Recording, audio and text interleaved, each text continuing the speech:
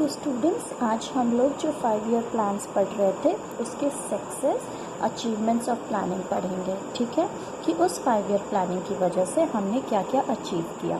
Increase in national income, economic growth के लिए बहुत ज़रूरी है नेशनल इनकम में ग्रोथ आना। नेशनल इनकम क्या होता है?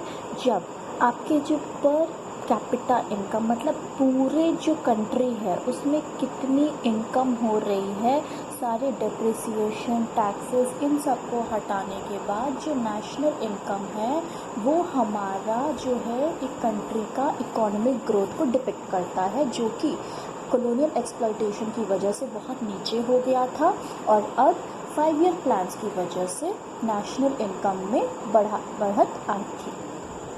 नेक्स्ट है आपका increase in per capita income. ठीक है, मतलब कि जो टोटल इनकम हो रही है कंट्री की, वो जब आप डिवाइड करते हैं टोटल पॉपुलेशन से, तो जो आपका रिजल्ट आता है that is called your per capita income.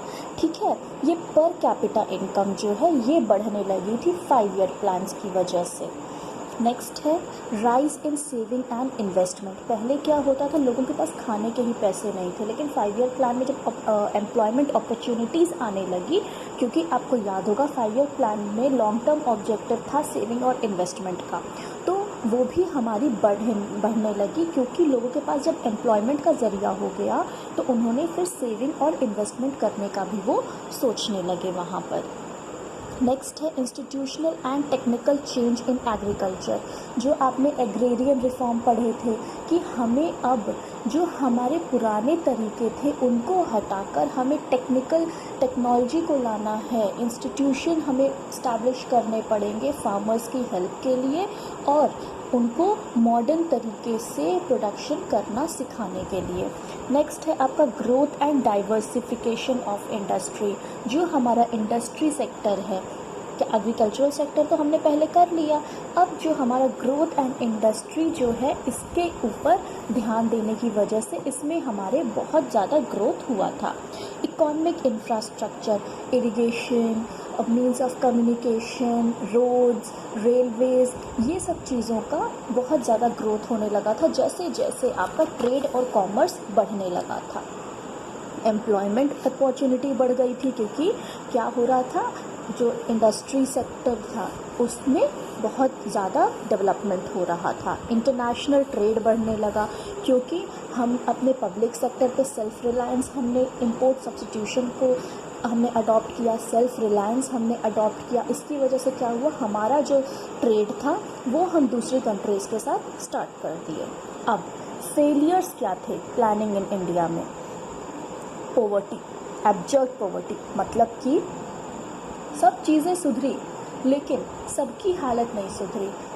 उसके बाद भी इतने सारे 5 ईयर प्लान्स के बाद भी आज भी ऐसे लोग हैं जो अपनी फूड, क्लोथिंग, शेल्टर, ये जो बेसिक नीड है इसको आज भी नहीं पूरा कर पा रहे हैं।